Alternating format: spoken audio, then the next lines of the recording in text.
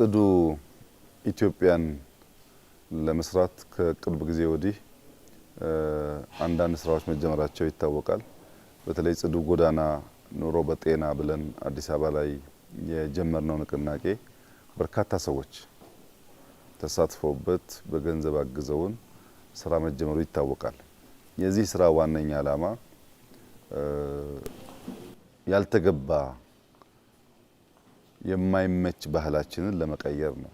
ኢትዮጵያውያን ከየት እንደተጀመረ ባይታወቅም በከተማ ውስጥ በአውራ ጎዳና ላይ በየቦታው ሰው እያየን እንጸዳዳለን።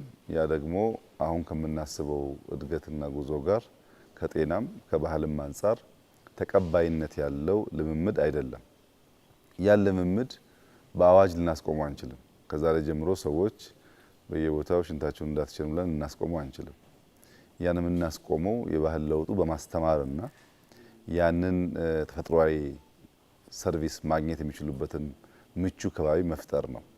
አሁን በሚሰራው በኮሪደር ልማት ፕሮጀክት ውስጥ በየቦታው እንደዚህ አይነት ሽንት ቤቶች ተዘጋጅተዋል።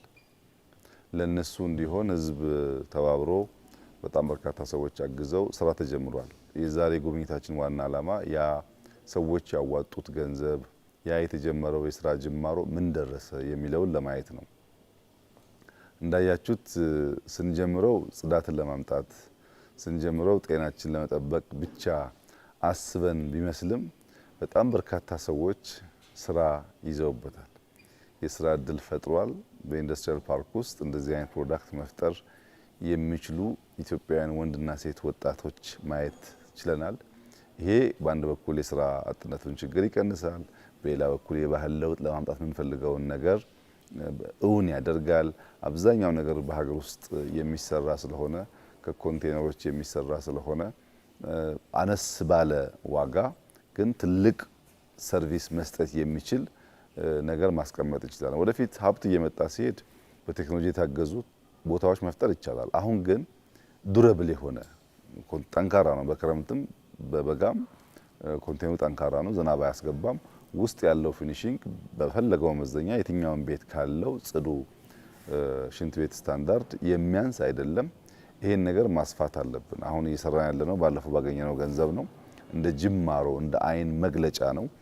አዲስ አበባ ላይ ከጀመርን በኋላ የክልል ከተሞችም ይሄንን ልምድ ወስደው በየከባቢያቸው እንደዚህ አይነት ስራ በመስራት ከተማቸውን ጽዱ፣ ዜጎቻቸውን ጤነኛ፣ ለወጣቶቻቸውም ስራ የሚፈጥሩ እና ኢኖቬቲቭ አይዲያም አለበት በውስጡ።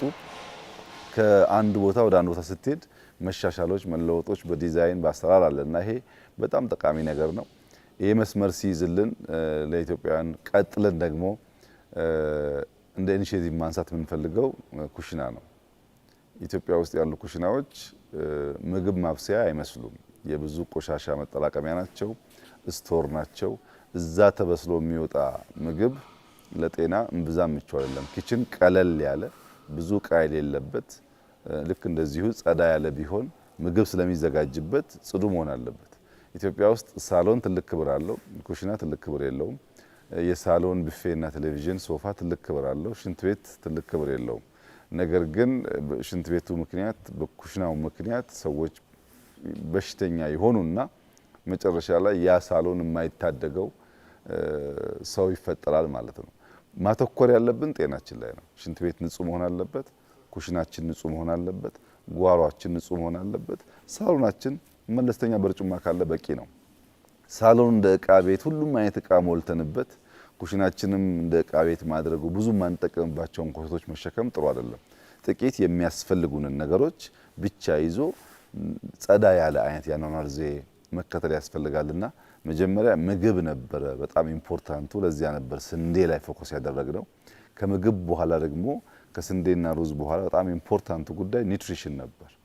ከለዛ ነው ሌማት ላይ ፎከስ ያደረግነው።